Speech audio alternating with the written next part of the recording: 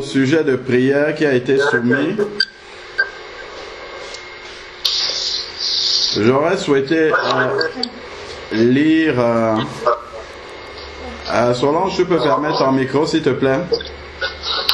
Oui, oui. Voilà, merci. J'aurais souhaité lire quelques versets pour nous apporter en tout cas quelques versets de la parole de Dieu par rapport à la prière que nous venons de faire, où nous demandons au Seigneur de remplir notre sœur d'amour. Amen. Voilà, donc on va voir ce que la parole de Dieu, en tout cas dans quelques versets, ce que la parole de Dieu nous dit à propos de cela.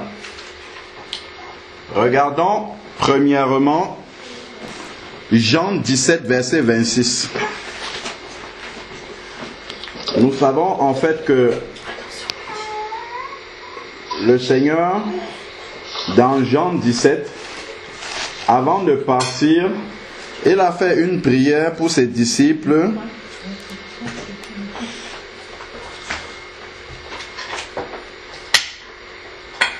Je vais commencer d'abord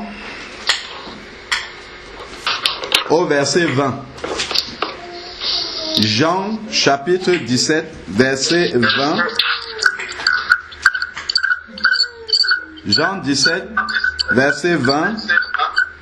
Il a écrit, il y a des micros qui font du bruit, s'il vous plaît. Voilà. Alors, Jean 17, verset 20 nous dit, donc, si vous lisez tout Jean 17, en fait, c'est la prière de Jésus. Mais au verset 20, il dit, ce n'est pas pour eux seulement que je prie, mais encore pour ceux qui croiront en moi par leur parole. Amen. Afin que tous soient un comme toi, Père, tu es un en moi et moi en toi, que aussi soit un en nous, afin que le monde croie que tu m'as envoyé. Amen. Donc, ce que le Seigneur dit dans sa prière, c'est qu'il n'est pas seulement en train de prier pour ses disciples qui étaient là, les 12, les 11 on va dire, parce qu'il y a un qui n'a pas suivi la route qu'il fallait. Donc, sa prière ne s'adresse pas seulement à Dieu pour les 11, mais ça s'adresse à tous ceux qui croiront grâce par la parole des disciples.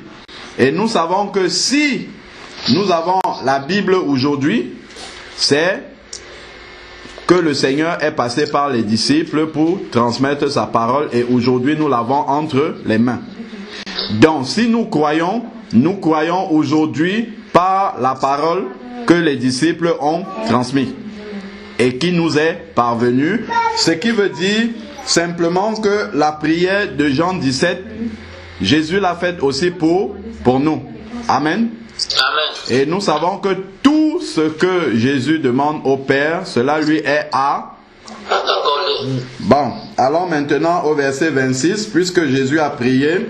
Nous lisons le verset 26 qui dit, je leur ai fait, donc aux disciples et à nous qui croyons, je leur ai fait connaître ton nom et je le leur ferai connaître. Donc, je leur ai fait connaître, il conjugue au présent pour les 11 qui sont là devant lui, et je leur ferai connaître pour tous ceux qui vont croire grâce à la parole des 11 disciples, c'est-à-dire à nous, par son esprit maintenant aujourd'hui, il nous fait connaître ce nom-là.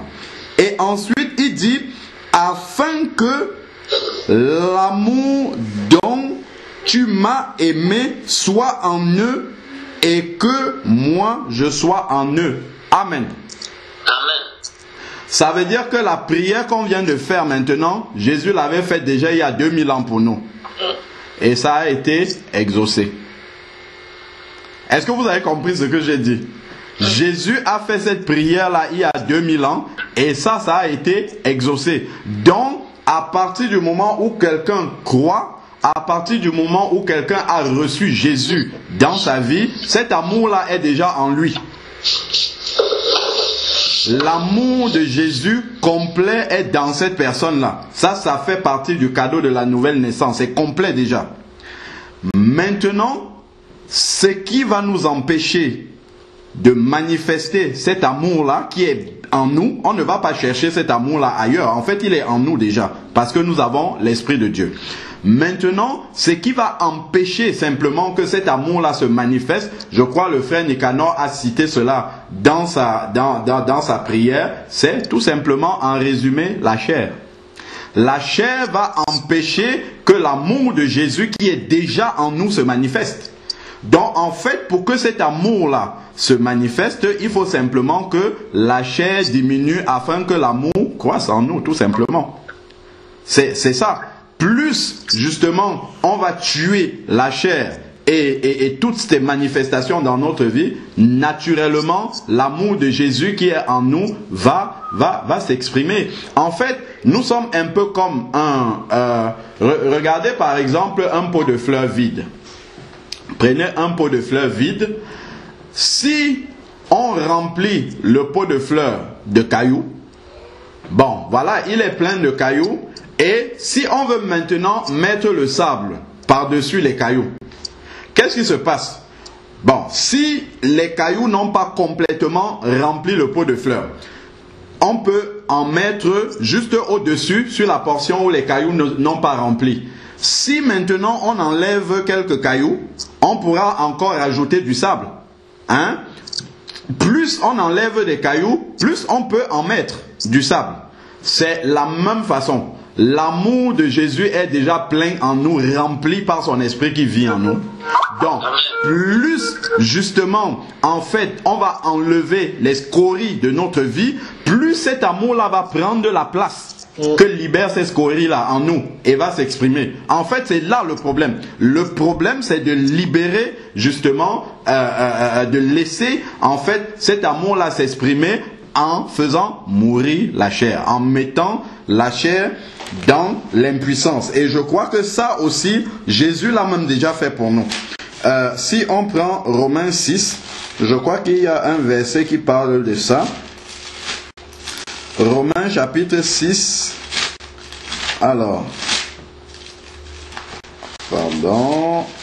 Romains chapitre 6. Voilà. Si nous prenons à partir du verset 5. Romains 6, verset 5 nous dit: en effet, si nous sommes devenus une même plante avec lui, par la conformité à sa mort, nous le serons aussi par la conformité à sa résurrection. Nous savons, verset 6, que notre vieille nature, celle-là qui nous empêche de manifester Jésus, celle-là qui représente les cailloux dans le pot de fleurs, nous savons que notre vieille nature a été crucifiée avec lui, afin que ce corps de péché, le corps de péché qui empêche de manifester la nature de Jésus, soit réduit à l'impuissance et que nous ne soyons plus esclaves du péché. Donc plus en fait nous allons grandir dans la révélation de ce que Jésus a déjà accompli dans notre vie, parce que c'est ça le problème, c'est que nous n'avons pas suffisamment de révélation sur la nouvelle nature que nous sommes. Plus justement le Saint-Esprit va nous éclairer sur la nouvelle nature que nous avons déjà reçue en Christ, plus justement elle va se manifester. Nous allons la laisser se manifester. Parce que souvent tu t'énerves comme ça, en fait tu crois que tu es obligé de t'énerver. En réalité, si tu restes aussi calme, tu verras que tu as la capacité de rester tout calme sans t'énerver. Parce que quelque part là, il va dire que nous ne sommes plus redevables au péché. Parce que nous sommes morts au péché. Si nous ne sommes plus redevables au péché, ça veut dire qu'on peut prendre la décision de se maîtriser devant quelque chose. Dieu nous en a donné la capacité. Maintenant, comme Charles dit souvent, le Saint-Esprit nous parle. Après maintenant, nous choisissons soit d'obéir, soit de réagir par la chair. Si nous obéissons, l'amour de Jésus va se manifester. Si nous laissons la chair prendre le dessus, l'amour de Jésus sera étouffé. Et là, on va se retrouver en train de prier pour que cet amour-là vienne d'ailleurs pour être en nous. Non, on n'a même plus besoin de prier pour que ça vienne d'ailleurs. C'est déjà en nous. Il faut juste maintenant que nous laissions cet amour-là s'exprimer en faisant mourir la chair.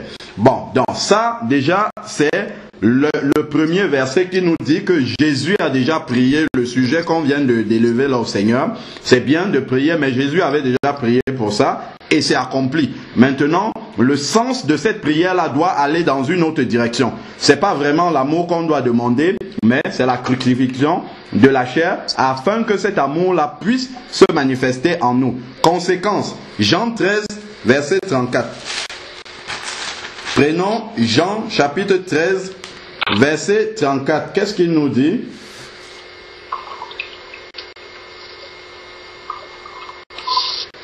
Il dit, je vous donne un commandement nouveau. Est-ce que nous voyons ça? Je vous donne un commandement nouveau. Aimez-vous les uns les autres comme je vous ai aimé. Je crois que le frère Nicanor avait prêché là-dessus. Comme je vous ai aimé, vous aussi aimez-vous les uns les autres. J'avais juste envie de souligner que c'est un commandement en fait. C'est pas une option. C'est pas voilà, si on veut, si on ne veut pas. En fait, comment dire, c'est un ordre du Seigneur. Et donc, si le Seigneur nous donne un ordre, c'est qu'il nous a donné la capacité d'obéir à cet ordre-là. Jamais le Seigneur ne peut nous demander quelque chose dont nous n'avons pas la capacité. Voilà, donc ça veut dire déjà que cette capacité-là est en nous de pouvoir aimer notre prochain comme nous-mêmes. Ça, c'est clair, c'est déjà en nous. On ne va pas aller encore demander ça ailleurs, c'est déjà en nous. Maintenant, il faut simplement demander et continuer à crucifier la chair pour que cela se manifeste. Si nous allons encore plus loin, là, il a dit aimer le prochain comme nous-mêmes. Bon, notre prochain peut être gentil, ça va être simple de l'aimer. Mais si nous partons dans Luc 6, verset 27, Luc chapitre 6, verset 27, ça peut être un peu plus compliqué. Il dit, Luc 6, verset 27 dit, mais je vous dis, à vous qui écoutez, donc à nous tous qui recevons cette parole-là, le Seigneur dit, aimez vos ennemis. C'est à l'impératif, c'est un ordre aussi, c'est un commandement. Aimez vos ennemis, faites du bien à ceux qui vous haïssent, bénissez ceux qui vous maudissent, priez pour ceux qui vous maltraitent. Si quelqu'un vous frappe sur une joue, présente-lui aussi l'autre. Si quelqu'un te prend ton manteau, ne l'empêche pas de prendre encore ta tunique. Donne à quiconque demande et ne réclame pas tes biens à celui qui les prend. Voilà. Ce que vous voulez que les hommes fassent pour vous, faites-le pareillement pour eux. Voici la définition de aimer son prochain comme soi-même. C'est ça la définition ici. C'est de faire à mon prochain ce que j'aimerais qu'on me fasse. C'est comme ça qu'on manifeste au prochain qu'on l'aime véritablement. Et le Seigneur nous demande d'aimer aussi nos ennemis. Nous savons bien que la nature pécheresse, notre vieille nature ne pouvait pas aimer un ennemi. C'est impossible, totalement impossible de pouvoir aimer son ennemi. avec la nature pécheresse que nous avions. Mais nous avons lu dans Romains 6 que cette vieille nature-là a été crucifiée. Donc maintenant, en fait, nous devons prier pour demander au Seigneur vraiment de nous révéler cela. Parce que c'est écrit dans la Bible, mais il faut maintenant que le Seigneur, par un éclairage du Saint-Esprit, nous révèle que cette manière d'agir de la vieille nature-là, de ne pas pouvoir aimer son ennemi, d'en vouloir à son ennemi, de conspirer contre son ennemi, de ruminer dans son cœur contre son ennemi, de ne pas pardonner à son ennemi, que tout ça désormais a été englouti dans la mort de notre ancienne nature. Et que si on veut, on peut, parce que le Seigneur nous en donne et nous a déjà donné la capacité de pouvoir le faire. Seigneur, quand je vois mon ennemi, ça grouille dans mon cœur. J'aimerais pouvoir l'embrasser sans avoir un sourire jaune, mais l'embrasser de tout mon cœur, véritablement. Seigneur, aime-le au travers de moi. Parce que si je veux regarder à moi seulement, je ne pourrais pas, mais je sais que tu as déjà fait cela en moi. Donc au nom de Jésus, je vais le faire. Au nom de Jésus, c'est pas seulement pour chasser les démons. Au nom de Jésus, c'est aussi pour prendre autorité sur la vieille nature qui veut s'exprimer. Qui veut s'exprimer et qui veut prendre le dessus. Il faut qu'on en soit capable. Parce que quand on dit au nom de Jésus, c'est qu'on manifeste la volonté de vouloir accomplir une œuvre dont Jésus nous a donné l'autorité. Donc quand tu arrives devant un démoniaque, tu dis au nom de Jésus, sors par exemple de ce corps. En fait, c'est que tu as pris la décision et tu as la volonté de libérer ce captif-là de l'oppression démoniaque. De la même manière, quand ta vieille nature veut s'exprimer, tu dis au nom de Jésus, tais-toi. Et la nature ancienne, tu as désormais l'autorité sur elle et elle peut se soumettre. En réalité, lorsque notre vieille nature s'exprime, c'est parce que nous avons refusé de prendre l'autorité sur elle. Et parce que la chair, lorsqu'elle réagit, nous sommes quelque part soulagés.